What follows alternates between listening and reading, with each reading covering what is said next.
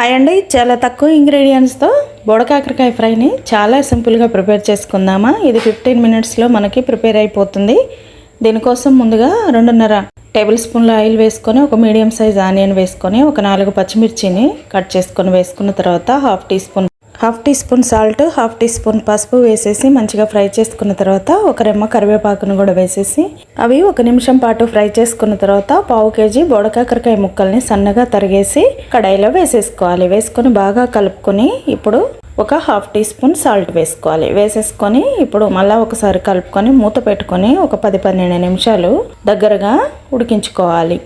సిమ్లోనే పెట్టుకోవాలండి. పూర్తిగా సిమ్లో పెట్టుకుంటే మనకి ఇలా గోల్డెన్ బ్రౌన్ కలర్లోకి ఫ్రై అంతా అవగానే 1/2 టీ స్పూన్ ధనియాల పొడి వేసేసి మళ్ళీ ఒకసారి కలుపుకుంటే ఎంతో టేస్టీ అయిన బోడకాకరకాయ ఫ్రై రెడీ అండి. చాలా బాగుంటుంది. ఒకసారి ట్రై చేయండి. నచ్చితే సబ్స్క్రైబ్ చేసి లైక్ చేయండి. Thank you.